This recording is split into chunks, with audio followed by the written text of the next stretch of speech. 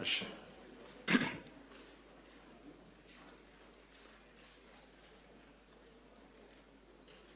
እንቀጥላለን። የክቡር ጠቅላይ ሚኒስትሩን ምላሽና ማብራሪያ ማዳመጥ ለክቡር ጠቅላይ ሚኒስትሩ እንሰጣለን።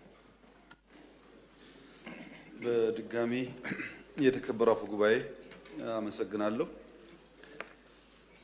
ኢኮኖሚክ ጉዳዮችን በሚመለከት ለተነሱ ጥያቄ መጠነኛ ምላሽ ስላቀረብኩ አሁን ጸጥታን እና ሌሎች ማህበራዊ ዘርፍ በሚመለከት አጠር አድርጌ ምላሽ ለመስጠት እሞክራለሁ። ጸጥታን በሚመለከት ከብዙዎቻችሁ የተነሳው ኮንሰርን በጣም ትክክለኛ ኮንሰርን ነው። ለኢትዮጵያ ሰላም ያስፈልጋል። ለኢትዮጵያ መረጋጋት ያስፈልጋል። በኢትዮጵያ ውስጥ የቆየው እርስ በርስ የመጋጨት ጦርነትን ማብቃት ይኖርበታል የተባለው ትክክለኛ ሀሳብ ነው። ማብቃት አለበት። ነገር ግን ኢትዮጵያ ደካማ ሆና እንድትኖር ኢትዮጵያ በሁለት እግሯ መቆም እንዳትችል የሚሰሩ ሀገራት ባሉበት ሁኔታ ኢትዮጵያውያን የናሽናል ኢንትረስትን ለይተው ማወቅ ካልቻሉ ለፖለቲካ ፍጆታ ብቻ ለጥላት ፍላጎትና ጥያቄዎች ተላልፈው ከተሰጡ የተሟላ ሰላም ማምጣት ያስቸግራል። የኢትዮጵያን እድገት እና በሁለት እግር መቆም የማይፈልጉ ሀገራት በጦርነት ሊያሸንፉን እንደማይችሉ ያውቁታል። ባዳዎቹ በደንብ ያውቁታል። ለምን? የኢትዮጵያን አቅም ላኪው ያውቀዋል፣ ተላላኪው ግን ይጓጓል። በተነገረው ቁጥር ዘሎ እዚህ የሚመጣ ስለሚመስለው ይጓጓል። ጉጉት የወለደው በሽታ ነው። እየተላከ እንደሆነ ያውቃል። በራሱ ዓላማ ላይ እንዳልቆመ ያውቃል። እሱ የያዘውን ሀሳብ ይዞ ቢመጣ ለውጥ እንደማያመጣ ያውቃል። ግን ጉጉት ይይዘዋል። ባለፈውም ብያለሁ፣ ኢትዮጵያ ውስጥ የሆነን ሰፈር እገነጥላለሁ የሚልም እጠቀልላለሁ የሚልም ገቢር ነበብ አይደለም። ኢትዮጵያ ለመገንጠልም ለመጠቅለልም አትመችም። በተግባር ኢትዮጵያን ካለማወቅ፣ በቅጡ የኢትዮጵያን ባህል ካለማወቅ እና እንደው በጉጉትና መሻት ብቻ የሚጋልቡ ፈረሶች የነሱን ፍላጎት ለማሳካት ቀላል መንገድ ይመስላቸው ከጠላት ጋር ማበር ነው። ብዙዎቹን ካያችሁ ግን ሲባል ሰምቶ ነው። መገንጠል የሚለውም ሲባል ሰምቶ ነው። ማን እንደሚገነጥልም አያውቅም። መጠቅለል የሚያስበውም ሲባል ሰምቶ ነው። እንኳን ለመጠቅለል አክብሮ ለመኖርም በጣም ከባድ ጊዜ እንደሆነ አይገባውም። ሲባል ሰምቶ ነው። ይሄ ችግር ባለበት የተሟላ ሰላም ማምጣት የራሱ ውጣ ውረድ አለው። ከታሪክ መማር ቢቻል ኖሮ በድፍን አፍሪካ የመሳሪያ አፈሙስ ይዘው መንግስታትን ተቃርነው ተዋግተው አሸንፈው ላሸነፉት ሀገር ልማትና ዲሞክራሲ ያመጣ አንድ ሀገር የለም። አንድ ታጥቆ ይመጣል፣ ታጥቆ ይመለሳል። ቅድም እንዳነሳሁት ኢህአዴግ 17 ዓመት ታግሎ መንግስት ከሆነ በኋላ ለ30 ዓመት ሰላም የነበረበትን ትግራይ ክልል እንኳን ከስንዴ እርዳታ መገላገል አልቻለም። በመሳሪያ የሚመጡ ሰዎች ብዙ ጊዜ ከመሳሪያ ያለፈ ነገር ማሰብ አይችሉም። ኢትዮጵያ ውስጥ ሰላማዊ የስልጣን ሽግግር ብቻ ነው የሚያስፈልገው። በሰላም ደግሞ መሄድ ትዕግስትና ጊዜ ይፈልጋል። ትዕግስትና ጊዜ ከሌለ አስቸጋሪ ነው። እኛ እንደ መንግስት ምን ተከተልን ያላችሁ እንደሆነ አንደኛ ችግር አለብኝ የሚል የትኛውም ኃይል ጋር መወያየት ነው።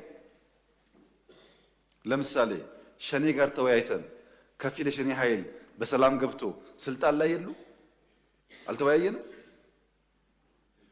ከትግራይ ወገኖች ጋር ተወያይተን ከፊሎቹ ገብተው ስልጣን ላይ የሉ። እኔና ጌታቸው ረዳን በጋራ የሚያይ ሰው አሁን ይሄን መንግስት አይወያዩም ብሎ ቢያስብ አይገርምም?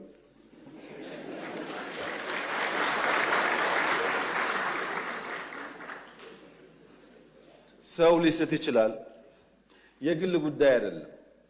በእኔና በኤክስ በእኔና በዋይ መካከል የግል ጉዳይ አይደለም፣ የሀገር ጉዳይ ነው።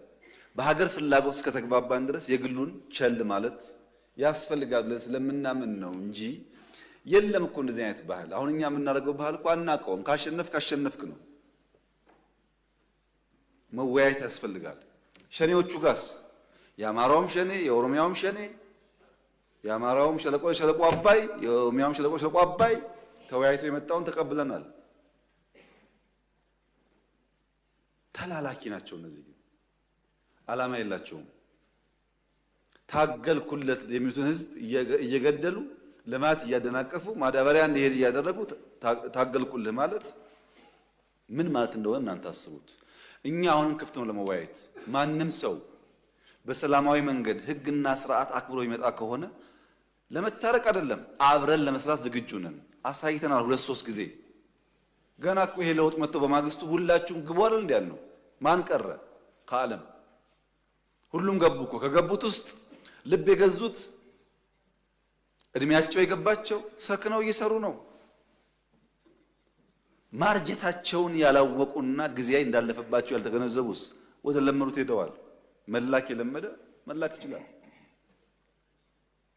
ሁለተኛ ነባር ችግሮች አሉ በእኛ ውይይት የማይፈቱ። ከሸኔዎች ጋር ብንወያይ የማይፈታ ውይይት አለ። ኢንክሉሲቭ ናሽናል ዲያሎግ እናርግ። ችግር ካለ እንደ ሀገር እንምከርና እንፍታ። ህገ መንግስት ይቀደድ፣ ባንዲራ ይቀደድ፣ ኢትዮጵያ ትቀደድ የምትሉ ሰዎች በእናንተ ፍላጎት ማድረግ አንችልም። እንወያይ፣ ህዝብ ይወስን ያልናቸው። አንወያይ አላልንም። እንወያይ የሚባል ሀሳብ ኢንክሉሲቭ ናሽናል ዲያሎግ በኢትዮጵያ ውስጥ የመጀመሪያው እኛ የደፈር ነው። በየትኛው ዘመን ነው? በደርግ ዘመን ነው ወይስ በኢህአደግ ዘመን ነው ሲፋለም የነበረ ሰው ታርቆ አመት ሳይሞላው ሚኒስትር የሆነው? አለ እናውቃለን። ኢንክሉሲቭ ናሽናል ዲያሎግ ነባር ችግር ለመፍታት ያግዛል። ሶስተኛውስ ከውይይት ባሻገር በደል አለብን፣ እንደ ህዝብ ተበድለናል፣ በሆነ ዘመን ያለ ስርዓት በድሎናል ለምን ደግሞ የሽግግር ፍትህ እናረጋግጥ። ይቅርታ ሊሆን ይችላል፣ ካሳ ሊሆን ይችላል። የሽግግር ፍትህ ደግሞ እናረጋግጥ። ለምን ኢትዮጵያ ሰላም ሆና ጸንታ እንድትኖር። የለም ብሎ አራተኛ ደግሞ የታጠቁ ኃይሎች አሉ።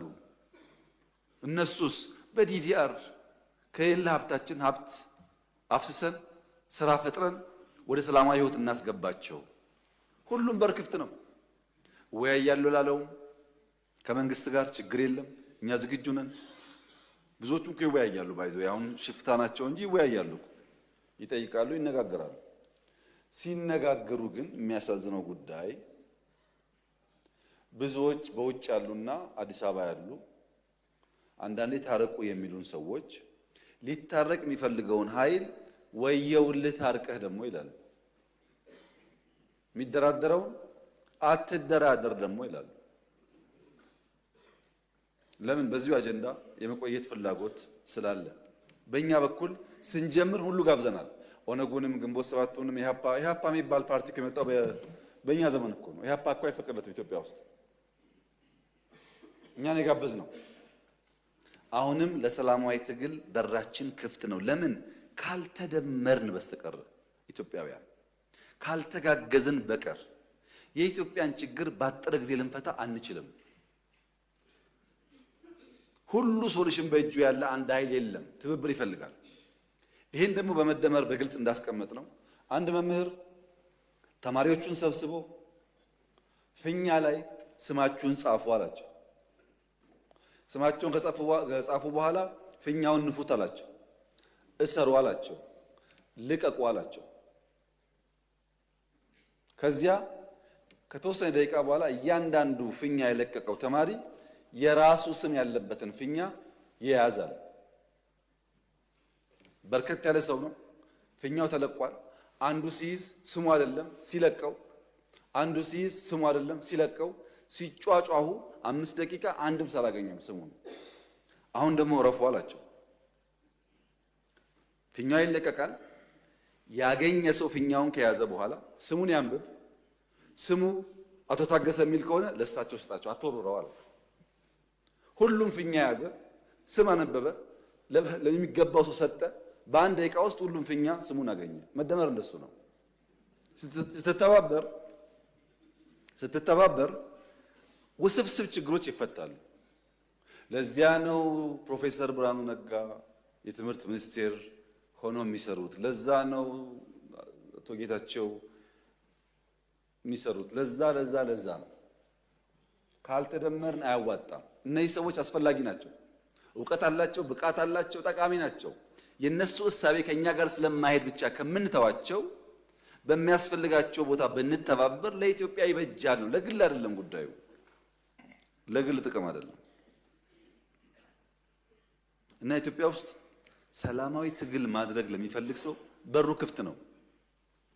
የተገደበ ፓርቲ የለም። በኢህአደግ ዘመን ቢሆን ደርግ ከሆንክ ኢሰፓ ከሆንክ አትችልም፣ ኢህአፓ ከሆንክ አትችልም የሚል ህግ አለ። በእኛ እኮ የለም። ኢሰፓሙን ደርግ በሐሳብ ካልክ ክፍት ነው መድረኩ፣ ክልከላ የለም። የሚከለከል ፓርቲ የሚከለከል ሐሳብ የለም። የሐሳብ ፖለቲካ መድረኩ ክፍት ነው። ችግር የሆነው ሐሳብ ጠፋ።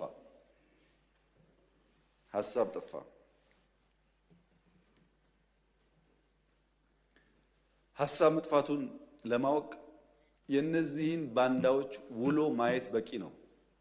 ሰው እኮ ከፍሬው ይታወቃል። ባይናገርም ከፍሬው ይታወቃል። ውሏቸውን ስታዩ ዛፍ በፍሬው እንደሚያስታውቀው ሁሉ እነሱ ያስታውቃሉ። ለምሳሌ ፓርቲ የሌለበት ሀገር፣ ምርጫ የሌለበት ሀገር፣ ህገ መንግስት የሌለበት ሀገር፣ ወጣት የሌለበት ሀገር፣ ተስፋ የሌለበት ሀገር ተለጥፎ ለኢትዮጵያ ተስፋ ሊያመጣ የሚችል ሰው የለም። ከማን ነው የሚማረው?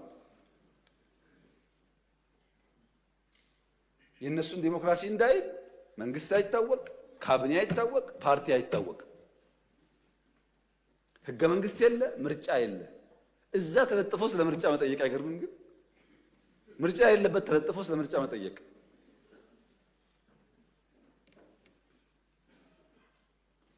ኢትዮጵያ ሲያምርባት አይኑ የሚቀላ ህዳሴ ሲያልቅ ምን ያስፈልጋል ህዳሴ ከሰው ያጣላናል የሚል የባህር በር ጥያቄ ሲነሳ የሚሸማቀቅ የሚያፍር ደፈር ብሎ 130 ሚሊዮን ህዝብ ያስፈልገዋል ለማለት የሚተናነቀው ለኢትዮጵያ ጥቅምና ብልጽግና ከጎኗ መቆም መድከም የማይሻ የማይፈልግ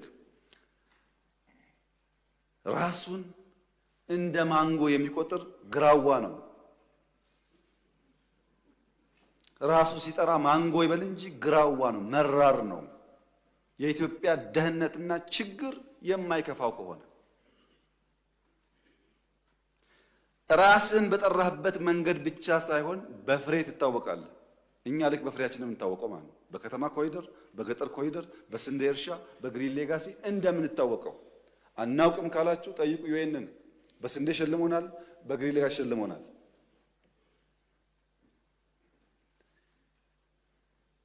የሚያሳዝነው ነገር ኢትዮጵያ ውስጥ ትናንት ገንጣይ አስገንጣይ የሚባለው ስብስብ የነፃ አውጪ የሚባል ስብስብ ፓርቲ ለመባል የመጀመሪያው ፕሮግራሙ ላይ የሚጽፈው የኤርትራ ጥያቄ የቅኝ ግዛት ጥያቄ መሆኑን እቀበላለሁ ነበር የሚለው።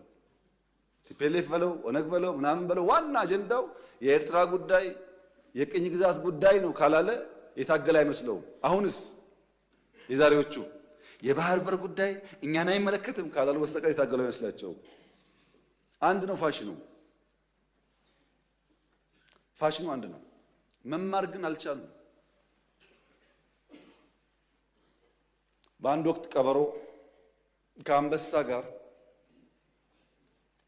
ውለታ ውሎላት ድርድር ያደርጋሉ። ውለታ ስለዋልክልኝ አንተ አደና ትቸገር ተቀመጥ፣ እኔ እየፈለግኩ ሊታደኑ የሚገባቸው ነገሮች አመጣልሃለሁ ትላለች ቀበሮ።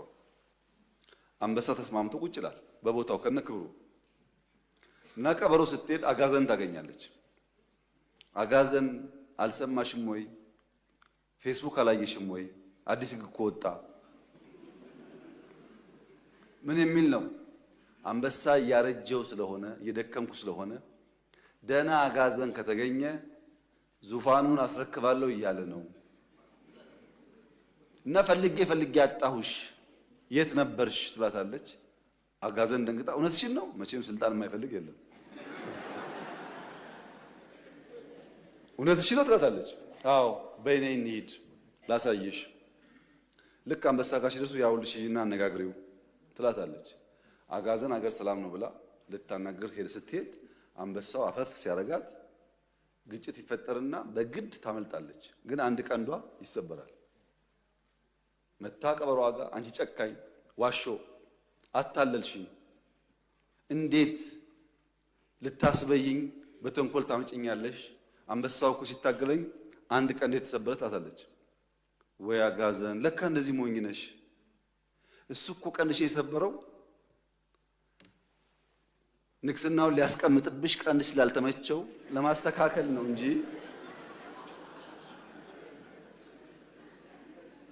ለክፋት አይደለም። ተሸውደሻል አለቻት። ነው እንዴ ብላ ጓጓች። ስልጣን ያጓጓል። ሰውን እየገደለ ያለው ጉጉት ነው መቼም።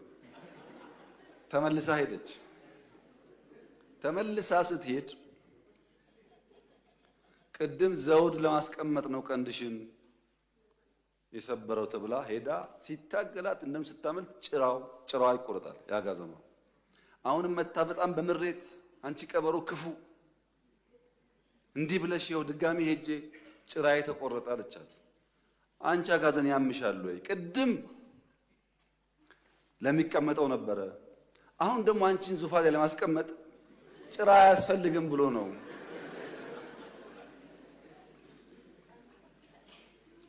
አልገባሽም አለቻት። አሁንም ስልጣን ያጓጓል።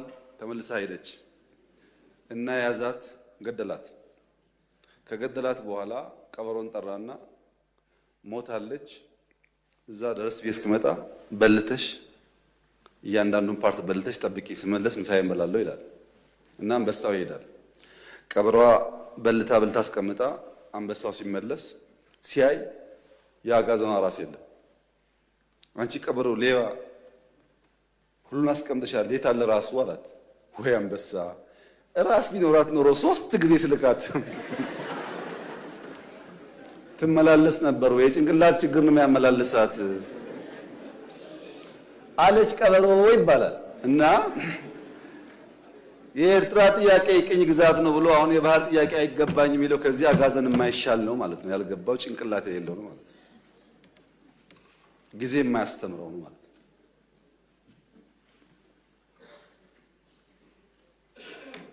ይሄ እንደተጠበቀ ሆኖ ሰላም ያስፈልጋል ላላችሁት ያስፈልጋል። ከዚህ ቀደም ብያችኋለሁ። አሁንም እስቲ 10 ሰው አይደለም 1 ሰው አምጡ፣ አነጋግራችሁ አምጡና እኛም ቢስል ጠይቁ። እየገባ ነው በየቀኑ እኮ 10ም 20ም 100ም እየገባ ነው። ግን እናንተም ካለ አምጡ። እኛ የምንፈልገው ሰላም ነው። ፕሪቶሪያን በሚመለከት ፕሪቶሪያ እንኳን ትንሽ ግራ እያጋባኝ መጥቷል። ራሱ ቃሉ ፕሪቶሪያን አውቀዋለሁ፣ የተማርኩት እዛ ነበረ። ግን ማውቀው ከተማ መሆኑን ጠፍቶብኛል። አሁን ፕሪቶሪያ ሲባል ግራ እየገባኝ መጣ።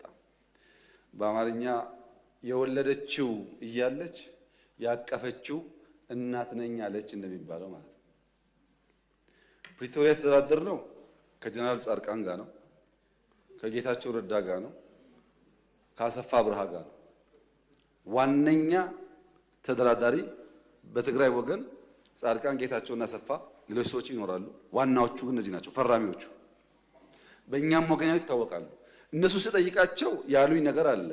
በስፍራው ያልነበሩ ሰዎች፣ አንዳንዶች ፕሪቶሪያን የማያውቁ ሰዎች ደግሞ ፕሪቶሪያን እናስከብር ይላሉ። አሁን እና የወለደችው እያለች የታቀፈችው እናት ልሆናለች የሚለው ነገር እሱ ነው። ፕሪቶሪያ ስምምነቱ አንደኛ ቲፒኤልኤፍ ህጋዊ ምርጫ አላደረገም። ህገ መንግስት ጥሶ ነው ያካሄደውና ያን የጨበራ ምርጫ ይሰርዝ። እሺ ይሰርዛለሁ። ሁለተኛ በዚያ ምርጫ ሲያበያ የተቋቋመው መንግስት ይፍረስ፣ ህጋዊ መንግስት አይደለም። ምክር ቤቱ ይበተን፣ ህጋዊ ምክር ቤት አይደለም። ሶስተኛ ከሁሉ የተውጣጣ መንግስት ይመረጥ፣ ማለት ትራንዚሽናል ገቨርንመንት ይቋቋም። ቀጥሎስ በህዝብ የተመረጠ መንግስትና ህገ መንግስት አከብራለሁኝ። እዚህ ያለው ጠቅላይ ሚኒስትር ነው ተመርጧል። እዛ ያለው ፕሬዝዳንት ግን ይወርዳል ነው ስምምነቱ። የታጠቀስ በዲዲአር ይፈታል ትጥቅም እንጂ መሳሪያ መደበቅ አልተስማማንም። ማሰልጠን ማስመረቅ አልተስማማንም። ስምምነቱ የታጠቀው ያስረክባል ነው እንጂ መሳሪያ ደብቆ ማስቀመጥ ወይም በኮንትሮባንድ ለመግዛት መሞከር የሚል ስምምነት ላይ አልነበረም። የተፈናቀሉስ ይመለሱ ወደ ቀያቸው። ልክ ራያ ላይ እንደመለስ ነው፣ ጸለምት ላይ እንደመለስ ነው፣ ወልቃይትም መመለስ አለበት። ይሄ የመንግስት ጽኑ አቋም ነው። ይመለሱ።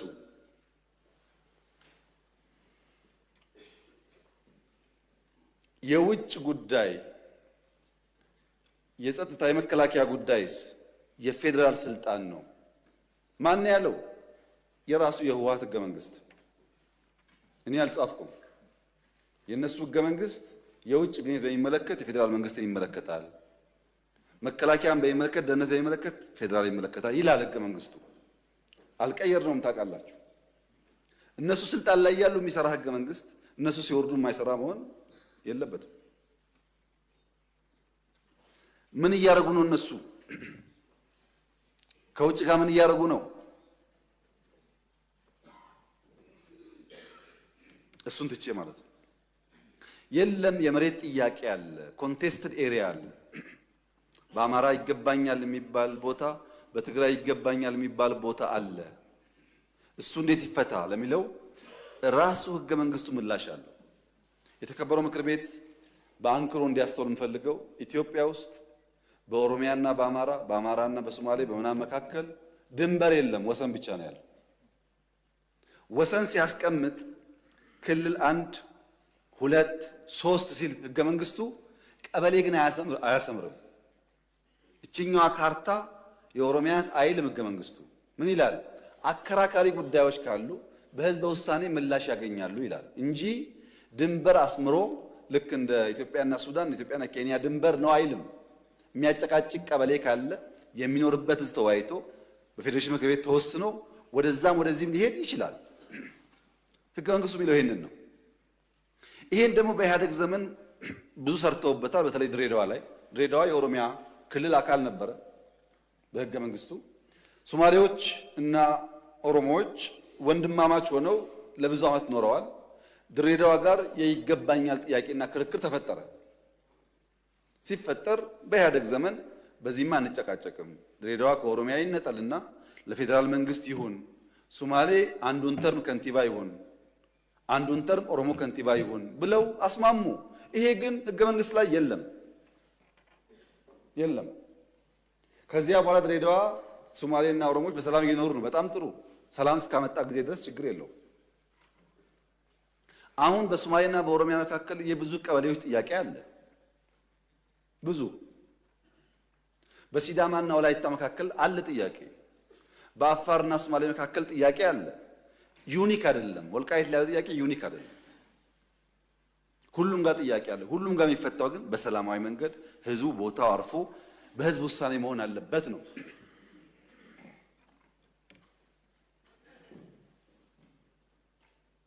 ህዝቡን ሆልድ አድርገው ይዘው አይመለስም ብለው የሚፈጥሩት ቀውስ ህዝቡ ላይ ችግር ከማምጣቱም በላይ ይሄንን ጥያቄ ራሱ በሚያስቡት መንገድም ቢሆን ላለማሳካት እንቅፋት ይሆንባቸዋል። ሰላማዊ መንገድ ብቻ ነው የሚያዋጣው። ለምሳሌ ወልቃይት የዛሬ 25-30 ዓመት ከጎንደር ከነበረበት ወደ ትግራይ ተካሏል። በክልል ቆይቷል እዛ። በኋላ ደግሞ ችግር በውጊያው ሲፈጠር ደግሞ ያ ጉዳይ ወደዚህ ተመልሷል። ህጋዊና የህዝብ ውሳኔ ከሌለበት ነገ አንደኛው ደግሞ ጉልበት ሲያገኝ ይወስዷል ማለት ነው። በየተራ ከምንቀባበለው ህዝቡ ሰፍሮ ወስኖ በህጋዊና ሰላማዊ መንገድ ይቋጭ ነው ያለው። ምን አደረግን ለዚህ? ከውጊያው በኋላ አሁን 4 ዓመት 5 ዓመት ይሆናል ወልቃይት ከትግራይ ከተነጠለ። እስካሁን እኮ የኢትዮጵያ ፌዴራል መንግስት ለወልቃይት በጀት አይሰጥም እስከ ዛሬ። ይሄ ትክክል አይደለም። ህዝቡ እየኖረ መምህር እያስተማረ ጤና ሰው እያከመ በጀት አልቦ ዞኑን ማስቀመጥ ትክክል አይደለም። ህግ ለማክበር ሲባል ነው የተደረገው እንጂ ትክክል አይደለም። በጀት የላቸውም። ለምን? ከትግራይ ጋር ተነጋግረን ስላልፈታ ነው። እኛ አሁን ያለን አቋም የወልቃይት ጉዳይም ይሁን በጎንደርም ጥያቄ ያለው ሰው ይሁን በአዲስ አበባም ጥያቄ ያለው ሰው ይሁን ኢትዮጵያዊ እስከሆነ ድረስ ተነጋግረን በሰላማዊ መንገድ በህዝበ ውሳኔ መልስ ሊያገኝ ይችላል። ለዚህ መዋጋት አያስፈልገንም። ግጭት አያስፈልገንም። ህዝብ ማስቸገር አያስፈልገንም። የኛ አቋም እሱ ነው። ይሄን የተግባባ ነው። ፕሪቶሪያ ላይ ሰርቪስ እሳ ተቋርጦ ነበር። ታስታውሱ ከሆነ ባንክ አልነበረም ትግራይ፣ መብራት የለም፣ ቴሌ የለም፣ በረራ የለም። ይሄን ደግሞ ፌዴራል መንግስት ይመልስ ነበረ። ስልክም መለስን፣ ባንክም መለስን። አክሱም ኤርፖርት እነሱ አፈራርሰው ሄደው ነበር። ጠግነን በረራ ጀመር፣ መቀሌ ጀመር፣ ኢንዱስትሪዎች የሚጎላቸውን አሟልተን ብዙዎቹ ስራ አስጀምር። በጣም በርካታ የወደሙ ሀብቶች መልሰን ስራ እንጀምሩ አደረግን። እዚህ ጋር አንድ የሚጋነን ነገር አለ። የትግራይ ውጊያ በሚመለከት ተጋኖ የሚነሳ ነገር አለ። ባይዞ ትግራይ ላይ ያደረግነው ውጊያ ወለጋ ካደረግነው ውጊያ አንጻር ሲታይ በጣም ትንሽ ነው። እንዳይጋነን ማለት ነው። መጀመሪያ ላይ ሰሜን ሲጠጋ 3 ሳምንት ተዋጋን፣ መቀሌ ያዝን። 8 ወር ቆየን። ትግራይ ለቀን ስንወጣ ከራያ እስከ ከሚሴ ሰሜን ሸዋ ድረስ ተዋጋን። የት? አማራ ክልል ውስጥ። ከዛስ ተዋግተን ደግሞ መለስናቸው ወደ ድንበራቸው። ከዛስ ትግራይ ውጊያ አልነበረም። 3ኛ ዙር ጠቁን። 2-3 ሳምንት አዲጋ ደረስን። መቀሌ ልንገባ ስንል ተፈረመ ስምምነቱ፣ ጠቅለው ወጣን። በድምሩ በትግራይ ምድር ውስጥ የነበረው ውጊያ ቢበዛ የ2 ወር ዕድሜ ነው ያለው። አንዳንዴ በሰላም የቆየንባቸው ጊዜም ተደማምሮ ሁል ጊዜ ውጊያ ውስጥ እንዳለን የሚያስቡ ሰዎች አሉ። እንደዛ አይደለም፣ ጥቂት ነው። አማራ ክልል ገብተው እስከወጡበት ጊዜ ያለውን ቢቆጠር ያን ሊያክል ይችላል።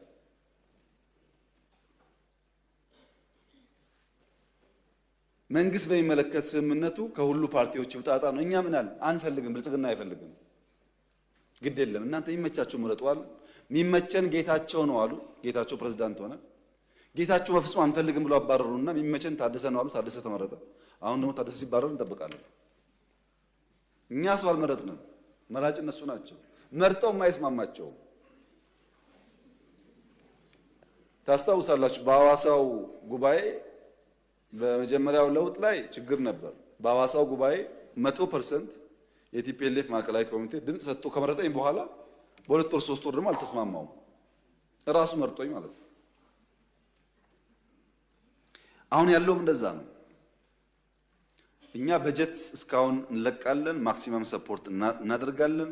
የተበላሸ በአቅም ጠግነናል። የኛ ፍላጎት ትግራይ ክልል ተጨማሪ ውጊያ አያስፈልግም። አላማ የለውም። ትግራይ የሚደረግ ውጊያ አላማ የለውም። አላማ የለው ውጊያ ደግሞ የተሳካ ይሁን ያልተሳካ ማረጋገጫ የለውም። የሆነ ግብ ለማሳካት ካልሆነ በስተቀር ዝም ብሎ ሰው ህይወቱን አይከፍልም። ጥቅም የለውም ትግራይ የሚደረግ ውጊያ እና ሰላም ያስፈልጋል። የጥይት ድምፅ ሞት አያስፈልግም። እኛ እንደው ከአማጺ ጋር መነጋገር ልምዱ አለን። ቅድም እንደገለጽኩት ተወያይተናል። ቲፒኤልኤፍም በሰከነ መንገድ አንደኛ ምርጫ ቦርድን አክብሮ ህገ መንግስት አክብሮ ትክክለኛ ጉባኤ አድርጎ ህጋዊ ፓርቲ መሆን የሚጠበቅበት ከባድ ነገር እኮ አይደለም። ምርጫ ቦርድ መጋበዝ፣ አሰራሩን መከተል፣ ጉባኤ ማካሄድ፣ ምርጫ መሳተፍ፣ ካሸነፈስ መንግስት መሆን። ግን ለመወዳደር ለምርጫ ዝግጁ ካልተኮነ አስቸጋሪ ይሆናልና በዚያ ሳይድ ያለኝ ምክር እኔ ውጊያ ይበቃናል፣ አያስፈልገንም። ግድ የላችሁም ብትዋጉም አታሸንፉ፣ አይታችሁታል፣ ጥቅም የለውም። ግን ውጊያ አያስፈልገንም። ተባብረን አገር እናልማ ነው። ለምን ጉልበት ይዞ ያልወጣውን ተራራ ከዘራ ይዞ አይወጣውም ይባላል። በጉልበት ዘመን ያልሆነውን ዛሬ አይሳካም። ኢትስ ቱ ሌት ባይ ዘ ዌይ የኢትዮጵያን መንግስት በኃይል ኢትስ ቱ ሌት አይቻልም። አለፈ። ያኔ ተሞከረ፣ አልሆንም፣ አለፈ። ካሁን በኋላ ሰላም ብቻ ነው። እንደ አባይ ሺህ ዓመት ሸለቆ ውስጥ ሲጓዝ ይኖራል እንጂ አንድም ቀን መንግስት በኃይል መጣል አይቻልም። ለዚህም የትግራይ እናት የምትፈልገውን ሰላም ማምጣት መሯቸዋል። እነሱ ልጆቻቸውን ገብረው በቃን ብለዋል። ለነሱ ሰላም በእኛ በኩል ዝግጁ ነን። በዚያ ሳይድም ዝግጁ መሆን ያስፈልጋል። በቅርቡ ሰምታችሁ ከሆነ ወታደሮች ደሞዝ ጭማሪ በሚል ትንሽ ችግር ገጥሞ ነበር ትግራይ ውስጥ። ትግራይ ያሉ የታጠቁ ኃይሎች በዲዲአር በህጋዊ መንገድ ቢወጡ ለራሳቸውም ለቤተሰባቸውም ለሀገርም ይጠቅማል። ወጣቶች ናቸው፣ ጉልበት አላቸው፣ ማቋቋም ይቻላል። እነሱ ዲዲአር ፕሮሰስ ውስጥ እንዳያልፉ አድርጎ በመያዝ በደሞዝ መጨቃጨቅ አስፈላጊ አይደለም። ትግራይ የምንልከው በጀት በሙሉ የሚውለው ለወታደሮች ነው። ይሄ ትግራይን እየጎዳ ነው ያለው። በነገራችን ላይ አሁን ለምሳሌ ጅጅጋ በጣም ከፍተኛ ለውጥ አለ። በኮሪደር አይታችኋል። ከሶማሌ ክልል ገቢ በከፍተኛ ደረጃ የትግራይ ክልል ገቢ ይበልጣል። ባለፈው ዓመት የትግራይ ይበልጣል። ከጅጅጋ ገቢ መቀሌ 6-7 እጥፍ ይበልጣል ገቢው። ገቢ ተሰብስቦ ከሶማሌ ክልል በላይ ከዚህ ተመድቦ እንዴት መቀሌ ውስጥ 1 ኪሎ ሜትር 2 ኪሎ ሜትር ኮሪደር አይሰራም? ይበልጣል ገቢያቸው። በፋክት ያለው እናንተ ማየት ትችላላችሁ። ወደ ልማት ካልተኬደ ሁልጊዜ ውጊያና ግጭት ጠቃሚ አይደለም። ቅድም እንዳነሳሁት 30 ዓመት ስልጣን ላይ ባሉበት ጊዜ የትግራይ ህዝብ ትናንሽ 50 መቶ ግድብ ቢገደብለት ኖሮ ከራሱ አልፎ ሌላ ይመግብ ነበር። ስልጣን ተይዞም አልተሰራም፣ አሁንም አልተሰራም። ህዝቡን ይቸገራል እና እንደዛ እንዳይሆን በተቻለ መጠን ወደ ሰላም ወደ ንግግር ገብቶ የህዝቡን ችግር መፍታት ያስፈልጋል። በዘንድሮ ክረምት እርሻ ለማየት በድሮን ትግራይ በስፋት እንበር ነበር እና በጣም የሚገርም ነው። ማሳ ያለው ውሃ ዝናብ ነው የምታዩት ከፍተኛ ስለነበረ ከፍተኛ እርሻ ይታያል። በንጽጽር በኢሜጅ የወሰድናቸው መረጃዎች የሚያሳዩት በትግራይ የተሻለ ምርት እንዳለ ነው። እኛ የምንፈልገው ያ ምርት በሰላማዊ መንገድ ተሰብስቦ ወደ ገበያ እንዲውል አርሶ አደር እንዲጠቀምና ከልመና እስረኝነት እንዲገላገል ነው። ህዝቡን የልመና እስረኛ ማድረግ ጠቃሚ ስላልሆነ ከልመና እስረኝነት ወጥቶ ወደ መሻሻል ህይወቱ እንዲገባ መስራት ነው የምንፈልገው እና ትግራይ ውስጥ የውጊያ ዓላማ ፌዴራል መንግስት የለውም፣ አንፈልግም። ለምን? ዓላማ የለውም፣ ጥቅም የለውም። የትግራይ ክልል ያሉ ሰዎች ይሄን ተገንዝበው ወደ ሰላም ቢያዘነብሉ ይሻላል ነው ምክሩ። የኢንክሉሲቭ ናሽናል ዲያሎግን በሚመለከት እንደተባለው ከሞላ ጎደል አጀንዳ የማሰባሰብ ስራ ተሰርቷል። ከሞላ ጎደል አጀንዳ መሰብሰብ የጨረሱ ይመስለኛል። ምክክር ይበጃል ያሉ ሰዎች ተወያይተዋል። አይበጅም ያሉ አልተወያዩም። የት? ኦሮሚያ ይበጃል ያለ ተወያይተዋል፣ አይበጅም ያለ አልተወያየም። አማራም፣ ሁሉም ጋር እንደዚህ ነው። ሁሉም ሰው አይፈልግም ውይይት፣ የፈለገ ተወያይቷል። በውጭ ሀገርም እንዳያችሁት ውይይት ለማድረግ ተሞክሯል። የሚያሳዝነው ግን አውሮፓ ለንደን ላይ ጥቂት ኢትዮጵያውያንና በርከት ያሉ ኤርትራውያን ምክክሩ አያስፈልግም ብሎ ሰልፍ ወጥቶ ነበር እና ኤርትራውያን በእኛ ጉዳይ ያን ያክል ኮንሰርን ሆነው መውጣታቸውን እያመሰገንኩ ንግግሩ መጀመሪያ ግን በእናንተ ቤት ብትጀምሩት የእኛን ሰልፍ ከማጀብ የእናንተን ቤት ማየት አይሻልም ወይ ማለት እፈልጋለሁ። እና በየቦታው ተመሳስሎ ሙከራዎች ስለሚደረጉ ውይይቱ ጠቃሚ ነው። በጣም በርካታ መረጃዎች ተገኝተውበታል፣ አጀንዳ ተገኝቷል፣ ኤክስትሪም ቶቶች ታይተውበታል። ይሄ ግን አፕሮቹ ምንድነው? መጀመሪያ አጀንዳ ይሰበሰባል፣ ከዚያ ነው ውይይት ቢደረግበት። ውይይት ተደርጎ ከዚያ ውስጥ የተስማማንበት ያልፋል፣ ያልተስማማንበት ደግሞ በአሰራሩ መሰረት የሚታይ ይሆናል። ይሄ ፕሮሰስ ጋር አልደረስም። እስካሁን ያለው አጀንዳ ማሰባሰብ ነው። ይሄ ከምርጫ ጋር ያለው ትስስር ምንም ኢንክሉሲቭ ናሽናል ዲያሎግ ያለን ስርዓት የሚያፈርስ አይደለም፣ ያለን ስርዓት የሚያጠናክር ነው እንጂ ምርጫን የሚያስቆም በጀት የሚያስቆም የወታደር እንቅስቃሴ የሚያስቆም ዲያሎግ አንፈልግም። መንግስት እንደ መንግስት ፈንክሽን ያደረገ ግብአት ያለው ሀሳቦች ይመጣሉ አልን እንጂ መንግስት ስራውን አቁሞ ምርጫ አቁሞ በጀት ማጽደቅ አቁሞ ፓርላማ በትኖ አላልንም። እና ከዛ በፊት ካለቀ እሰየው ግብአት እንወስዳለን፣ ከዛ በኋላ ካለቀም እሰየው ግብአት እንወስዳለን እንጂ ምርጫን የሚረብሽ ነገር ከንግግሩ ጋር የሚፈጠር አይመስለኝም። የምርጫ ስርዓቱ ላይ የሚያመጣው ለውጥ ደግሞ ካለስ ከምርጫ በፊት ከታየ ያኔ ይታያል፣ ከምርጫ በኋላ ከታየ ደግሞ ያኔ በሚወሰነው መንገድ የሚታይ ይሆናል። ምርጫ ግን ጊዜውን ጠብቆ የሚፈጸም ይሆናል። እዛው ላይ ያለን አንዳንድ ፍላጎቶች አሉ። እንትን ቦታ ወረዳ ላይ 3 ሽፍታ ስላለ ምርጫ አይካሄድም፣ እዛ ቦታ ኤርትራ ምርጫ ባይደረግ እያለች ስለሆነ ምርጫ አይደረግም ምናምን ብሎ የሚያስቡ ሰዎች አሉ። ምርጫ ይደረጋል። ምርጫ ለማድረግ ደግሞ መንግስት በቂ አቅም አለው። ምርጫ እንደ ውይይት ነው፣ የፍላጎት ጉዳይ ነው። ሀሳብ አለኝ ፈልጋለሁ ያለ ሰው መሳተፍ ይችላል። እርግጠኛ ሆኜ የምነግራችሁ 6ኛው ሀገራዊ ምርጫ እስካሁን ከነበረ ምርጫ የተሻለ ነው። ድፍን ኢትዮጵያ ሕዝብ ያውቀዋል። 7ኛው ደግሞ ይሻላል። ይሄ ምክር ቤትም አሁን ያለው መልክ አይኖረውም ብዬ ነው ያስባለሁ። ብዙ ድምጾች የሚገቡበት እንደሚሆን ተስፋ አደርጋለሁ። ያ ያስፈልጋል። ዴሞክራሲያዊ ምርጫ ማካሄድ አለብን። ሌላ ድምጽ ለመስማት ኦፕን መሆን አለብን። እንደ መንግስትም እንደ ፓርቲም አማራጭ ድምጾች የሌሉበት ምክር ቤት አይፈይድም፣ አይጠቅመንም። ያ እንደተጠበቀ ሆኖ እነሱ ሱፋቸው ስላልታጠበ ስላልተተኮሰ ምርጫ የሚቀር የሚመስላቸው ሰዎች ደግሞ ሞኞች ናቸው። እንደዛ አይደለም። ምርጫ ይካሄዳል እና ምርጫ ሳይደረግ ቀርቶ በማግስቱ ለጅትሜት ያለ መንግስት የሽግግር መንግስት እንላለን ብለው የሚቃዡ ቅዠታሞች አሉ። ግን እንደዛ አይደለም። ምርጫ ይካሄዳል። ጊዜ እንዳያመልጣችሁ ተዘጋጁና ተወዳደሩ። ምርጫ ለማድረግ እንኳን ዘንድሮ ባለፈው ምርጫ አካሄደናል እኮ እየተዋጋን እንኳን በባለፈው ምርጫ በ92 እኮ ኤርትራ ጋር እየተዋጋ ምርጫ አካሄደናል። እና ምን ለምርጫ ደግሞ ይሄ ሁሉ ልማትም ያለማ መንግስት አሁን ለምርጫ ይቸገራል። እና እንደዛ አታስቡ፣ አትሞኙ፣ አትሸወዱ። ጠንከር ብላችሁ ወደ ምርጫ ግቡ። ደግሞ እንድታሸንፉ እንዲቀናችሁም ደግሞ ምኞቴ ነው። በተቻለ መጠን የኛ ፓርቲ አባላት ግን የዘንድሮ ምርጫ ዴሞክራሲያዊ እንዲሆን ብቻ ሳይሆን ልዩ ልዩ ድምጾች እንዲሰሙ በኃላፊነት እንሰራለን። እኛ የጠቅሎ የመውሰድ ፍላጎት እኛ ጋር የለም።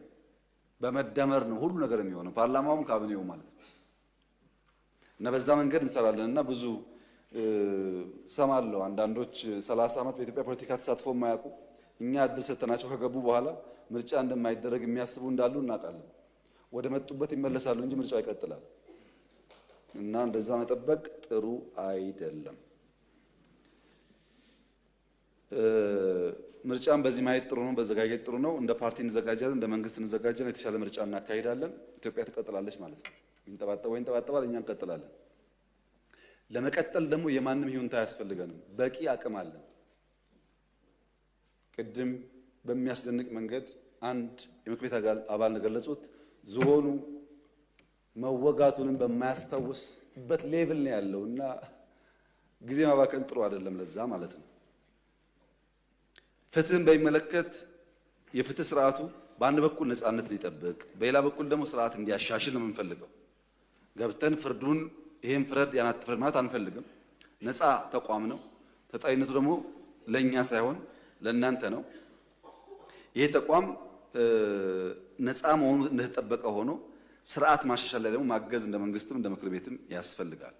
ለዚህም በስነ ምግባር ያሉ ችግሮች ለመፍታት የኢንስፔክሽን ስራ ጀምረዋል። ያን ኢንከሬጅ እናደርጋለን፣ እንደግፋለን። አቅም ማነስ እንዳለ አውቀው በኦቶሜሽን የቨርቹዋል ስርዓት እየዘረጉ ይገኛሉ። ስልጠና እየሰጡ ይገኛሉ። በርካታ ክምችት ስላለ ክምችት ለመቀነስ ጥረት እያደረጉ ነው። በቅርቡም ጉብኝት አድርጌ ነበር።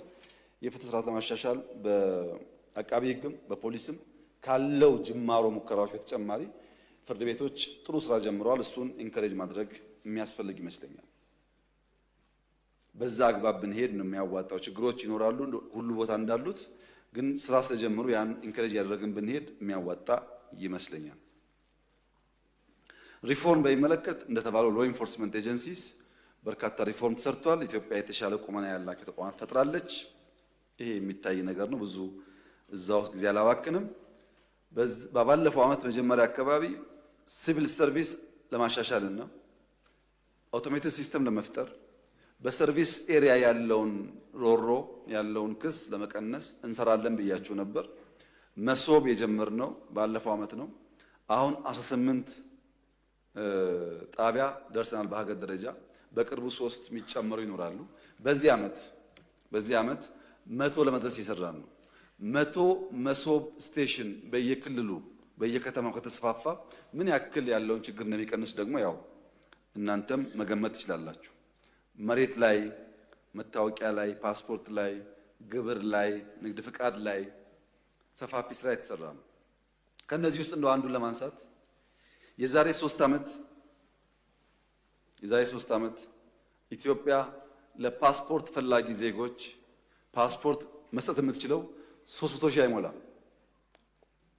ቱ ቢ ኤግዛክት 270 ሺህ ነበር ማቅረብ የምትችለው። በዚህ ዓመት 4 ሚሊዮን ነው የምታቀርበው። 4 ሚሊዮን ማቅረብና 300 ሺህ ማቅረብ ስር ነቀል ሪፎርም ካልተሰራ በስተቀር ሊመጣ አይችልም።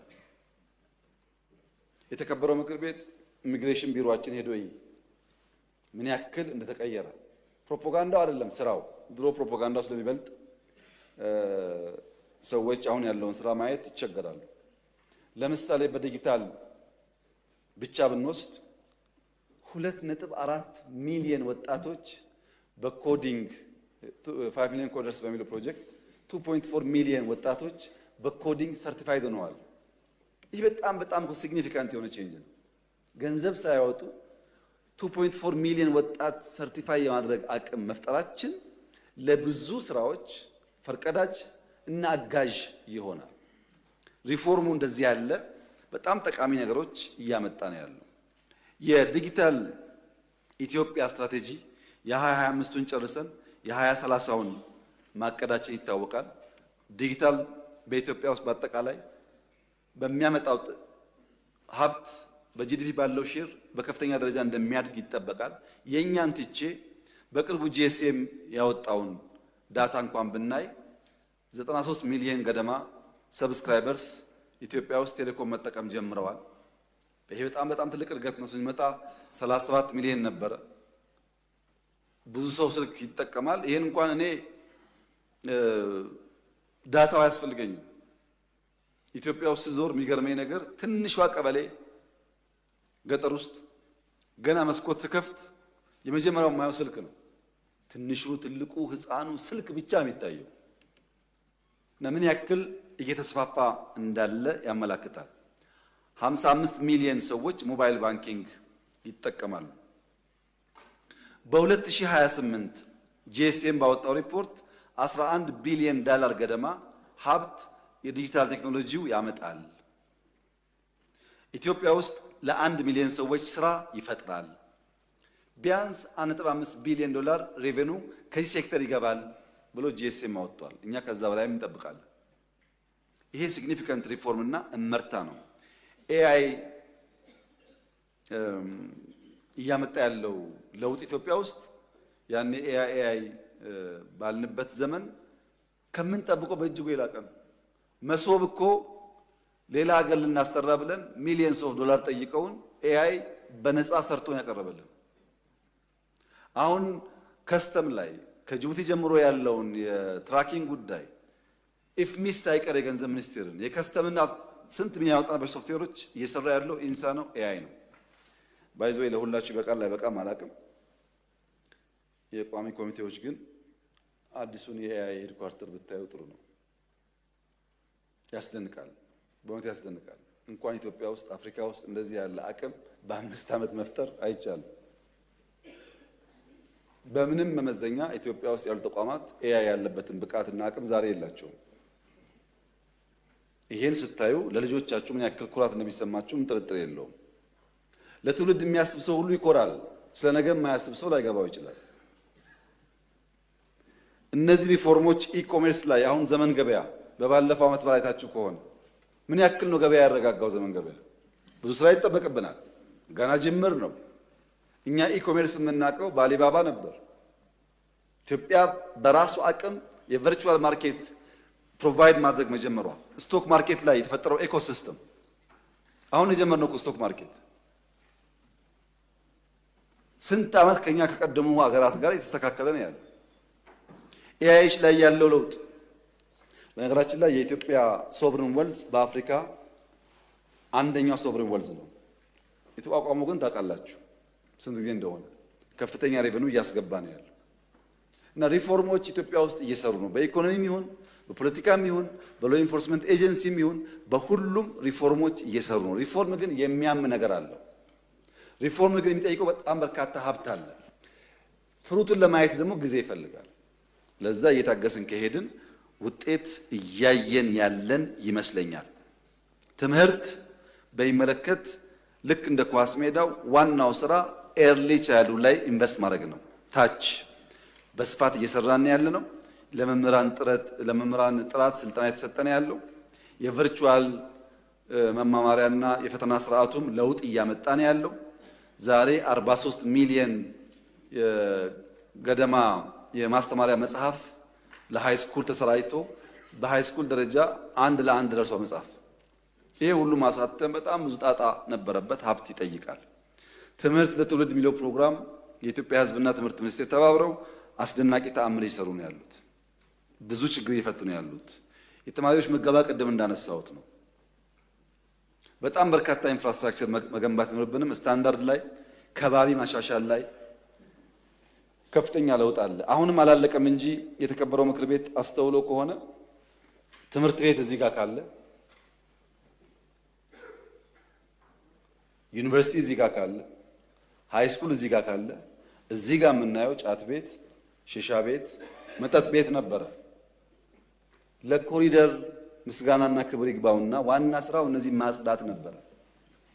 አሁን ያሉት ስታዲየም፣ ፓርክ፣ መቀመጫ፣ ወክወይ ናቸው። ይህም በደንብ ማስተዋል ያስፈልጋል። ለምን ልጆቻችን ላይ ጥንቃቄ ካላደረግን የምንመኛት ኢትዮጵያ አናያትም። እነሱን ታሳቢ ያደረገ ስራ በእጅጉ አስፈላጊ ስለሆነ ጤናን በሚመለከት ኢንፍራስትራክቸር ላይ በጣም ብዙ ስራ ይጠበቅብናል። ገና ነን። ብዙ ማልማት አለብን። አሁን 63 ሚሊዮን ገደማ ዜጎች የጤና መድህን ታቅፈዋል። ይሄ ጥሩ ነገር ነው። ግን መድኃኒት በሚመለከት ያው ባለፈው እንዳነሳሁት በማምረት ከውጭ የምናስገባውን ለመቀነስ ሙከራ የተደረገ ቢሆንም መድኃኒት ላይ 60 ቢሊዮን ብር ድጎማ አለን። የካንሰር ሕክምና ላይ 60% የሚሸፈነው ወጪው በመንግስት ነው። እያስፋፋን ያለ ነው። ፋርማሲውቲካል ላይ እንደጎበኛችሁት የውጭ ኢንቨስትመንቶች እንዲመጡም ጥረት እየተደረገ ነው ያለው። እንዲያውም ብዙ እንዳታስጮሁት ትንሽ ሰርተን ብዙ መናገር እንዳይሆን ቆጥ ብለን ነው እንጂ ከፈለጋችሁ ጳውሎስ ማየት ትችላላችሁ። ጳውሎስ እኮ 1000 አልጋ ያለው ኢንፍራስትራክቸር ተገንብቷል። ድሮ ከነበረው የበለጠ ማለት ነው። ግን አስፈላጊ ማቴሪያል ገብቶ ሰርቪስ ሰጥቶ ህዝብ እስኪያረካ ድረስ በዚህ ተቋርጠን እንዳንናገር ነው ዝም ያለው እንጂ የሚሰሩ ስራዎች አሉ። ግን በጣም ብዙ ስራ ይጠበቅብናል። ጅምር ነው። ይሄን በትብብር መንፈስ ብንሰራ ውጤታማ እንደምንሆን ተስፋ አደርጋለሁ። በመጨረሻ ዲፕሎማሲ በሚመለከት ለተነሱ አንዳንድ ጉዳዮች መጠነኛ ምላሽ ለመስጠት እሞክራለሁ። ሁሉም ሀገር ሳይዙ ይነስም ይብዛም፣ ሀብቱ ይብዛም ይነስም፣ ሁሉም ሀገር የተፈጥሮ ጸጋውን ሌላውን ሳይጎዳ የመጠቀም መብት አለው። ተፈጥሮ ያደለችውን ሀብት በሌላ ላይ ጉዳት ሳያመጣ መጠቀም የሁሉም ሀገር መብት ነው። ሁሉም ሀገር ሁለት ወሳኝ ጉዳዮች አሉት። አንደኛ የራሱ ብሔራዊ ጥቅም አለው ሁሉም ሀገር። ሁለተኛ የብሔራዊ ደህንነት ስጋቶች አሉት ሁሉም ሀገር። ብሔራዊ ጥቅሙና የብሔራዊ ደህንነት ስጋቶቹ ግን ባለው መረጃና ዕውቀት ልክ ይበየናሉ። ዛሬ ብሔራዊ ጥቅሜ ያለውን ነገ ሊያሰፋው ሊያጠባው ይችላል። ዛሬ ስጋት ያለውን ነገ ሊያሰፋ ሊያጠብ ይችላል። ባለው ዕውቀትና መረጃ ይወሰናል። እነዚህ ብያኔዎች ድምዳሜ የሚያገኙትም የድምዳሜ ስህተት የሚፈጠረውም በሁለት ምክንያት ነው። ሀገራት የመረጃ እጦት ወይም መሳሳት ካለባቸው የተስተካከለ ናሽናል ኢንትረስት ዲፋይን ላያደርጉ ይችላሉ። ብሔራዊ ስጋታቸውም በትክክል ላይለይ ይችላል በመረጃ እጥረት። ሁለተኛ ከሀሳብና ሞራል ዝቅጠት የመጣ ከልክ ያለፈ ራስ ወዳድነት ካለም ይሄ ችግር ሊያጋጥም ይችላል። ይሄ ሁለቱ ባላንስ ከሆነ ሁሉም ሀገራት በየደረጃ ባላቸው ዕውቀት ይህንን ጉዳይ እያዘመኑ እያሻሻሉ ይሂዱ እንጂ የራሱ ብሔራዊ ጥቅም የሌለው የራሱ ብሔራዊ ደህንነት ስጋት የሌለው ሀገር የሚባል የለም። የኢትዮጵያ ብሔራዊ ጥቅም በሚመለከት የተከበረው ምክር ቤት እንዲገነዘብ የሚያስፈልገው ርትዓዊ ፍትሃዊ የበደል የመጨረሻው በደል የተፈጸመበት ሀገር ነው ኢትዮጵያ። ቢያንስ ይሄን መናገር አትከልክሉን። ጦርነት የለም ማለት የቶክስ ድምፅ አይሰማም ማለት አይደለም። እውነተኛ ፍትህ ካልተረጋገጠ በማንኛውም ሰዓት ጦርነት ሊፈጠር ይችላል። ፍትህ ለማረጋገጥ ነው የሰው ልጅ መትጋት ያለበት።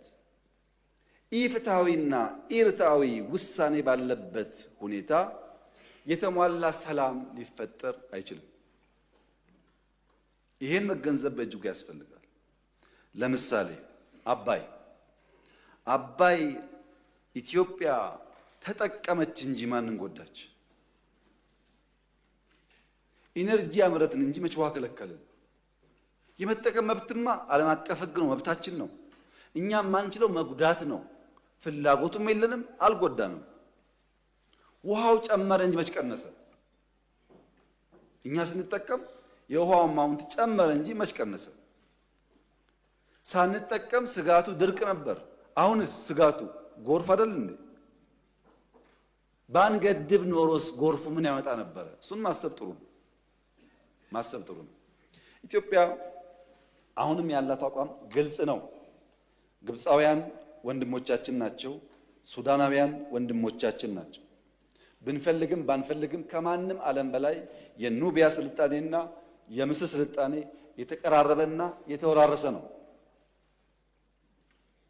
ከአክሱም ጀምሮ በኑቢያ በሱዳን ያሉ የድንጋይ ቅርጻ ቅርጾች ግብፅ እስካለው ድረስ የተናበበ ነው።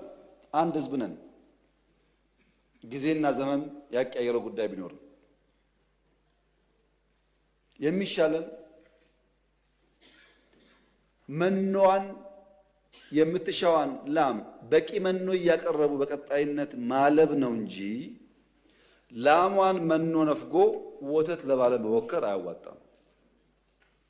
ካልበላች ትነጥፋለች። መኖ እያቀረቡ በቀጣይነት የተሻለ ማለብ ይቻላል።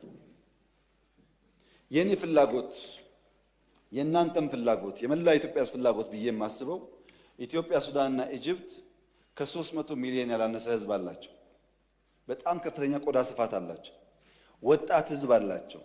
በጋራ ብንሰራና ብናመርት ለድፍን አፍሪካ እንበቃለን። በቂ ሀብት አለን። ወርቁም፣ ውሃውም፣ መሬቱም ጉልበቱም አለ። የሚሻለው አብሮ መስራት ነው። ያ ካልሆነስ ያው እንመቀኛኛለን እንጂ መጓዝ እንደው አይቀርም። እና እንደዛ እንዳይሆን በእኛ በኩል ከግብፅ ጋር በስምምነት በድርድር በመግባባት መስራት ማድረግ እንፈልጋለን። ማንም ሰው በዚህ ምድር ላይ ማንም ሰው በህይወት እያለን በጉልበት የሱን ፍላጎት እኛ ላይ ኢምፖዝ ማድረግ አይችልም። ኢትዮጵያውያን ለዚህ አልተሰራንም፣ አንችልም።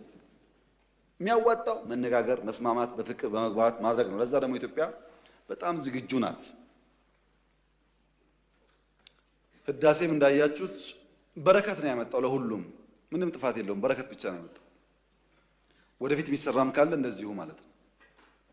ሌላውን በሚጎዳ መንገድ አናቅድም፣ አንሰራም። አብረን ለመጠቀም እናቅዳለን፣ አቅም በፈጠረ ደግሞ እናለማለን። ይሄ መጠቀም እንጂ መጉዳት በውስጡ የለበትም ማለት ነው። ቀይ ባህር በሚመለከት መላ ኢትዮጵያ ህዝብ የተከበረው ምክር ቤት በአንክሮ እንዲያይ የምፈልገው ነገር አለ።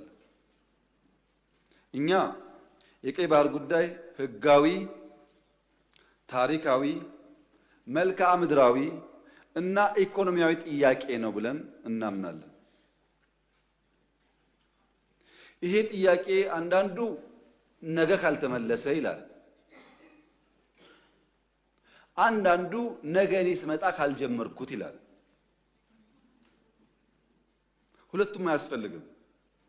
ቀይ ባህርን ኢትዮጵያ ለማጣት 30 ዓመት ከዚያ በላይ የወሰደ ትግል ነበር። ታውቃላችሁ። በ30 ዓመት ትግል ውስጥ በብዙዎች ርብርብ ነው ኢትዮጵያ ያጣችው። ሌላ 30 ዓመት ያስፈልጋታል ብዬ ግን አላስብም። በተረጋጋ መንገድ፣ በሰከነ መንገድ በውይይት መሄድ በጣም አስፈላጊ ነው። የፈለገ ብንወያይ ግን ለማጣት የፈጀብን 30 ዓመት ለማግኘት ይፈጅብናል ብዬ ግን አላስብም። ጊዜው ግን በቂ ስለሆነ በተረጋጋ መንገድ ማየት ያስፈልጋል። ምክር ቤት የኢትዮጵያ ሕዝብ እንዲያ የምፈልገው ግን ጥያቄው ስናነሳ አንዳንዱ ሾርት ስለሆነ ሚሞሪው ዛሬን ብቻ ስለሚያስብ ትንሽ ዳራው ልስጣችሁ። መጀመሪያ ኢትዮጵያን የቀይ ባህር አክሰስ ያሳጣው ውሳኔ ማን ወሰነው? ካቢኔው ይሆናል ብለን የካቢኔውን ዶክመንት ብናገላብጥ የለም፣ ካቢኔው አያውቀውም። አይ የለም ምክር ቤት ይሆናል የወሰነው ብለን ብንወስን ምክር ቤቱም አልነበረ፣ ምክር ቤት አያውቀውም ውሳኔውን። የለም የኢትዮጵያ ሕዝብ በሪፈረንደም ወስኖ እንዳይሆን እንዳይባል ነበርን እኛም ያኔ። የኢትዮጵያ ሕዝብ ያልወሰነው ተወካዮቹ ያላዩት ቢያንስ ከአስፈጻሚ ካቢኔ ያላየው ውሳኔ ማን ወሰነው?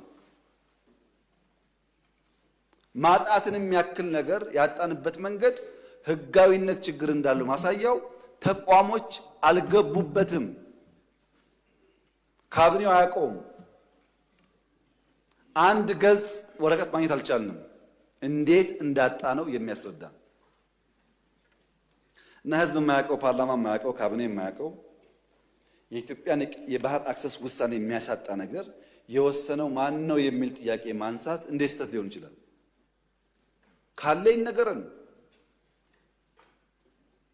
ከሌለ ግን ይሄ ጉዳይ ይሄን አንስቶ እንደ መድፋት አይደለም፣ የህልውና ጉዳይ ነው። ማን ወሰነው? ይሄ ነው ጥያቄው። እዚህ ጋር ሁለት ችግሮች አሉ። አንደኛው የተዛባ ትርክት ውጤት ነው። የሚገባንን መጠየቅ ነውር አድርጎ የሚያስብ የሚገባንን ማንሳት ትክክል አይደለም ብሎ የሚያስብ እሳቤ፣ ይሄ ደግሞ የትርክቱ ውጤት ነው። ግን ለእናንተ ለማስታወስ እንዲሆናችሁ ከግጭቱ በኋላ በኢትዮጵያና ኤርትራ መካከል ሰላም ሲፈጠር መጀመሪያ እኔ ወደ አስመራ ተጉዤ በኋላ የኤርትራው ፕሬዝዳንት ወደ ኢትዮጵያ ሲመጡ የመጀመሪያው መድረክ ያደረግነው ሚሊኒየም አዳራሽ ነው። ብዙ ህዝብ አለበት። በላይቭ ቲቪ ሁላችሁ ወይ ነበራችሁ ወይ ሰምታችኋል። ካልሰማችሁ አሁን ገብታችሁ ዩቲዩብ ላይ ስሙት። የመጀመሪያው ስብሰባ አሰብ ነው የሚለው እሳቸው ባሉበት ለህዝብ በሚገባው ልክ። የረሳችሁን ለማስታወስ ብቻ ነው። ኤርትራ ስመላለስ አስመራን ካየው በኋላ ከክቡር ፕሬዝዳንቱ ጋር አሰብ መሄድ ፈልጋለሁ ብዬ አሰብ ሄጄ ነበረ። አሰብ ባህሩ ጋር ቆመን ያወራነው ምንድን ነው? ስለ ፖርት ነው። ተመልሳችሁ ማየት ትችላላችሁ። የት? ኤርትራ ምድር ውስጥ። ሶስተኛ የመደመር ትውልድ መጽሐፍ ላይ በግልጽ ጂኦፖለቲክስን አስፍሬ የአሰብ ጉዳይ አስቀምጬ ለኤርትራ ባለስልጣናት በስጦታ ልኬላቸዋለሁ። ሚስጥር እኮ አይደለም፣ ያውቁታል። ለሁሉም ልኬላቸዋለሁ። አራተኛ እናንተ የምታውቁት የዛሬ 6 ዓመት 5 ዓመት ባህር ኃይል አቋቁመናል እኮ እና ምን እዚህ ውስጥ ለንዋይ ነው ባህር አቋቁመ ነው።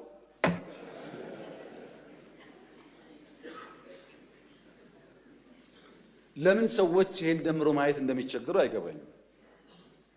ኢትዮጵያ ቀይ ባህር እንደሚያስፈልጋት ከለውጡ በፊትም እናምን ነበር፣ እንናገር ነበር። ያኔ መደመጥ አንችልም። ከጀመርንበት ቀን አንስቶ ግን ንግግሩ አለ። ያ ንግግር ግን ሰላማዊ መሆን አለበት። የተከበሩ እንዳነሱት ከኤርትራ መንግስት ጋር ተስማምተን ከዚህ ወደ አሰብ ሄደው መንገድ ጠግነን አልኩኝ እንከፍታለን ጠግነን ነበር። ከጠገን በኋላ ችግር አለብን ፖርቱ ተዳክሟል አሉን። አሁን አንዳንዶች ልክ ጸቡ እንደ ኦቨርናይት የመጣ የሚመስለው ሰው እንደዛ አይደለም ታሪኩ ስለማንናገረው ነው። መንገድ ጠግነን ከጨረስን በኋላ ፖርቱ ችግር አለበት ሲሉ የጋራ ወዳጅ የሆነ ሀገር ለምነን ጄኔሬተር እና ክሬን በእርዳታ ወደ ኤርትራ እንዲመጣ አድርገን አሰብ ፖርት ሲደርስ የኤርትራ መንግስት አልፈልግም ብሎ መለሰ።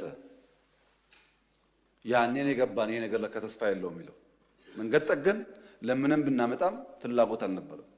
ወደ ኤርትራ ልክ እንደ ሱዳን ልክ እንደ ጅቡቲ በእኛ ውጪ ፓወር ትራንስሚሽን ቀጥለን ፓወር እንስጣችሁ ጄኔሬተር አትጠቀሙ ብለንም ቆይ እናስብበት ነው የተባለው። አሰብ ሲሄድ የአሰብ ከተማ ቅድም ብያችኋለሁ፣ ኢትዮጵያ ውስጥ የቤት ችግር አለ። 1.5 ሚሊዮን ቤት መገንባት አለብን ብያችኋለሁ። አሰብ ሲሄድ ቤት አለ፣ በር አለ፣ ሰው የለም። ይሄ እውነተኛ ታሪክ ነው። ይሄንን ከተማ መልሰን ህይወት እንስጠው፣ ስራ ነው ህይወት የሚያመጣለት የሚል በየጊዜው ተነጋግረናል። ሁሉም ኢንቮይ የሚሄደው ተወያይቶበታል። በኤርትራ በኩል በግልጽ ባላወቅነው መንገድ ለዚያ ጉዳይ ምላሽ ለመስጠት ብዙ ዝግጁ አልነበሩም። እሱ ቀርቶ የከፈትናቸው ወደቦች፣ ድንበሮች በሰሜን የከፈትናቸው ወዲያው ተዘጉ። ታስታውሱ ከሆነ የተዘጉት እኮ አሁን አይደለም። እናንተ ችግር እንዳለ ሳትሰሙ ነው የተዘጉት። እና የኤርትራ ህዝብ አሁንም ወንድም ህዝብ ነው፣ ምስኪን ህዝብ ነው፣ አገሩን ለቆ የተሰደደ ያለ ህዝብ ነው። ከዚህ ህዝብ ጋር በጋራ መስራት መተባበር ፍላጎታችን ነው። በፍጹም የውጊያ መሻት የለንም። በህጋዊና ንግግር ሊፈታ ይችላል ነው።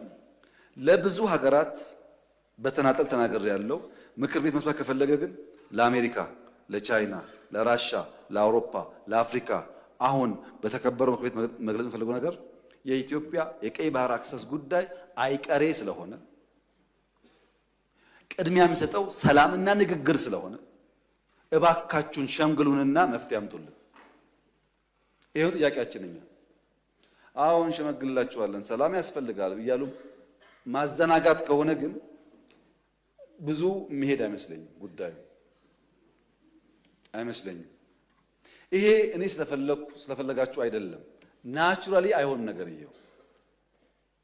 በአንድ ቀንም አንመልሰውም፣ በአንድ ቀንም አላጣነውም። ናቹራል ሂደቱን ተከትሎ ይሄዳል።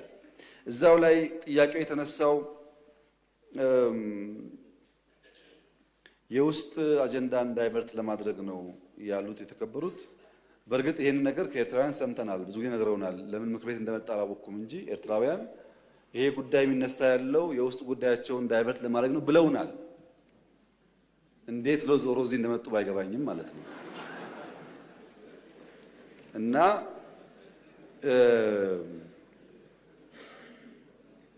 በፍጹም አይደለም።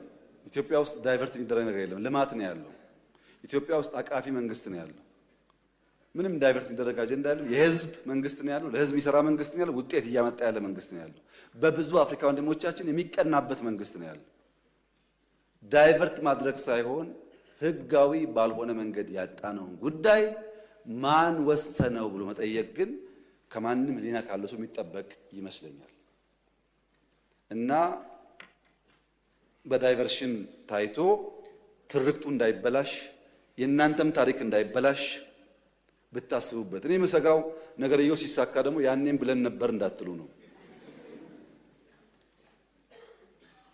እና 1,000,000% እርግጠኛ ነኝ ኢትዮጵያ ተዘግታ አትኖርም። ማንም ፈለገም አልፈለገም አትኖርም። እና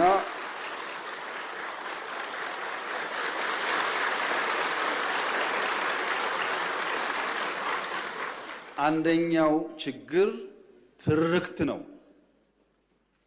የማይገባቸውን ህግ የማይፈቅድላቸውን እንደዚህ የሚያደርግላቸውን ጠየቁ። የትኛው ህግ ከወሰደው በኋላ ነው የጠየቅነው? ትርክቱ መፈተሽ ያስፈልጋል። ሁለተኛው ኢትዮጵያ ካደገች ብሎ የሚሰጉ ሰዎች ደግሞ አሉ። ሀገራት ኢትዮጵያ ኦልሬዲ ትልቅ ናት እኮ። የት ነው የምታድገው? በአፍሪካ ሁለተኛው ትልቁ ፖፑሌሽን እኮ ናት። በዓለም እኮ 10ኛዋ ናት። ትልቅ ናት። በነገራችን ላይ በየዓመቱ ኢትዮጵያ 3 ሚሊዮን ሰው ገደማ ትጨምራለች። በየዓመቱ አንዳንድ ኤርትራ ትጨምራለች። በየዓመቱ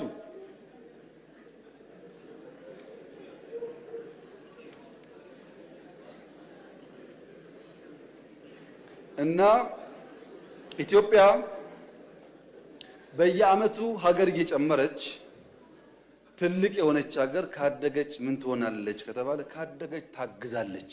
ሌላ የምታደርገው ነገር የለም። ካደገች ትረዳለች። አሁን እኮ እያደረገች ነው። ስንትና ስንት ስደተኛ ተሸክመን የለም እንደዚህ ዛሬ ሳናድግ።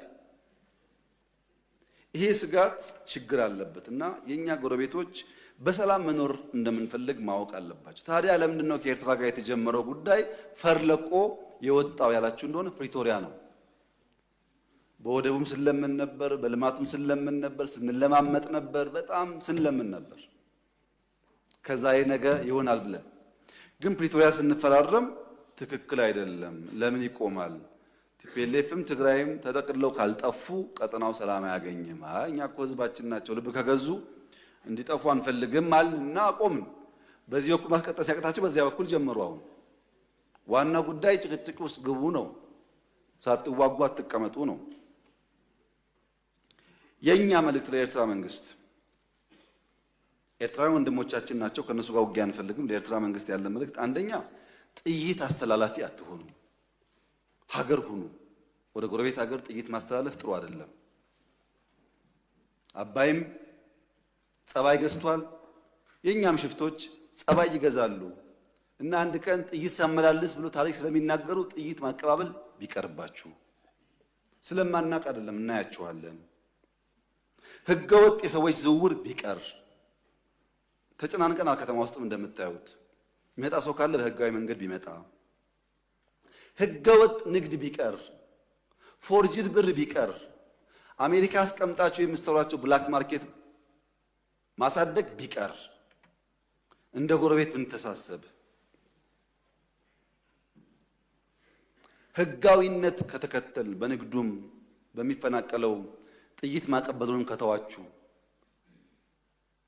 በሰላም አብረን ለማደግ በፍቅር አብረን ለመቀጠል ከምን ጊዜውም በላይ ኢትዮጵያ ፍላጎት አላት። እኔ ልክ እንደባለፈው አሁንም አስመራ መሄድ ፍላጎት አለኝ። ችግር የለብኝም። ምን ከሆነ ትርፍ ካለው ነው። ትርፍ ከሌለው ጊዜ ማባከን ነው።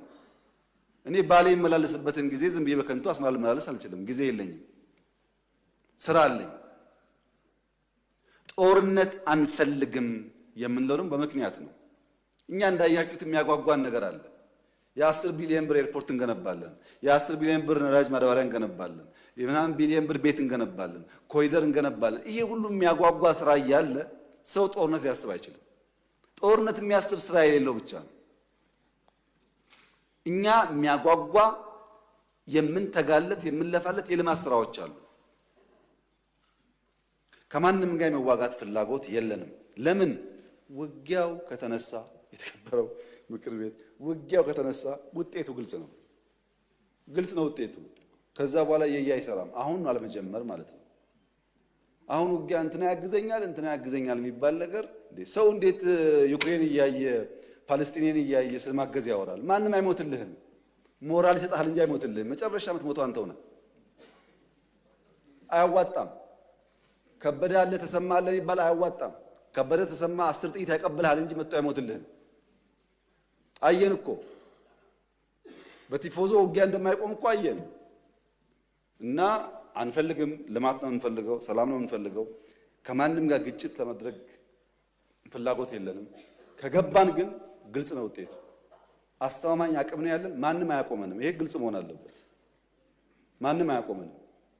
ወደዛ እንዳንሄድ ሪስፖንሲብሊ መስራት አስፈላጊ ይመስለኛል። ትርክቱን እያበላሸ ያለው ግን ምንድን ነው ያላችሁ መጨረሻ ላይ አንድ ተማሪ በፊዚክስ ክፍለ ጊዜ ዘግይቶ ወደ ክፍል ይመጣል። የፊዚክስ መምህራን እንደምታውቋቸው ናቸው። የነሱን ክፍለ ጊዜ ማርፈድ ነውር ብቻ ሳይሆን ወንጀል አድርጎ ያስባሉ። በአማርኛ ክፍለ ጊዜ እንደምን ይገባል፣ በጂኦግራፊ እንደምንም ይገባል። ፊዚክስ ማትስ ሲሆን ግን መምህራኖቹ አያስጠጉም ታውቃላችሁ። እና አንደኛው ተማሪ አርፍዶ መጣ። ለምን አርፍደ መጣ ሳይለው መምህሩ እንዴት በእኔ ክፍለ ጊዜ ተረፍዳለህ ብሎ በረንዳ ላይ ከክላሱ በር ላይ ተንበርከክ ይለዋል። ተማሪ ተንበርክኮ ፔሪዮዱ ያልቅና ደውል ሲደወል መምህሩ ሲወጣ ተማሪ ዘሎ ይገባል ወደ ክፍሉ። ሲገባ ብላክቦርድ ላይ 2 ጥያቄዎች ያያል። ሆምወርክ መስሎት እንዳያመልጠው ቶሎ ይጽፋል። ጊዜ አልነበረውም። የሚቀጥለው አስተማሪ ገብቶ እንዳያጠፋበት በፍጥነት ጥያቄውን ጽፎ ሲጨርስ ሁለተኛው መምህር ገባ እና ቀጠለ ትምህርቱ። ቀኑ ዓርብ ዕለት ነበረ። ታውቃላችሁ እንኳን ሙሉ ፔሪየድ 10 ደቂቃ 20 ደቂቃ ስታረፍዱ በጣም ብዙ የቀረባችሁ ስለሚመስላችሁ ጭንቀት አለው እና ልጁ ቤት ሲገባ ሆምወርክ ነው ብሎ ለይቱ ሙሉ ሲቆፍር አደረ። አልቻለም። ቅዳሜ ሙሉ ቀን ቆፈረ። አልቻለም። ቅዳሜ ያደረበት አልቻለም። እሁድ ዋለበት አልቻለም። እሁድ አጋማሽ ሌሊት ላይ አንዷን ጥያቄ መለሳት። አንዷን መልሶ አንዱ ከበደው። አስቡት፣ ዓርብ፣ ቅዳሜ፣ እሁድ 2 ጥያቄ ለመመለስ ሲፈጋ ቆይቶ እሁድ ሌሊት አጋማሽ ላይ አንዷን መልሶ አንዷ ቀረችውና ሰኞ ጠዋት ትምህርት ቤት ሄዶ የፊዚክስ መምህር ገብቶ አዲስ ቻፕተር መጻፍ ጀመረ። ተማሪው እንደ መምህር የባለፈው አሳይመንት ሳሉ የባለፈው ሳምንት ሆምወርክ ሳሉ ያማል እንደ ባለፈው ሆምወርክ አልሰጠውም ይላል መምህሩ። እንደ 2 ጥያቄ ጽፈው አርፍጄ ገብቼ ጽፌያለሁ እኮ ይላል። እና መምህሩ ምን አለ? እነዚህ 2 ጥያቄዎች እኮ በዓለም ላይ ያሉ የፊዚክስ አዋቂዎች ሞክረው አቅቷቸው ያልተመለሱ ጉዳዮች ናቸውና እዚህ ያለውም ተማሪ ጊዜ እንዳታባክኑ እንኳን እናንተ ሳይንቲስቶች አልመለሱትም እየጻፍኩላቸው እንጂ ስሩ እኮ አላልኳቸውም ማለት። አሃ እንደዚያማ ከሆነ አንዱ መልሼዋለሁ። መምህሩ ሲያይ ሰው ሲያሳዩ ለካ ትክክል አንደኛውን ፈቶታል። ዓለም አልቻለም የተባለው ለምን ስላልሰማ አትችልምና አትስራው ብሎ መምህር ሲጽፍ ቢሰማ ኖሮ እሱም አጣጥፎ ይቀመጥ ነበር። እሱ አልሰማም፣ አትችልም ማለት ነው። እና የተከበረው ምክር ቤት ኢትዮጵያ ቀይ ባህር አይገባት የሚለውን አልሰማንም። አመሰግናለሁ።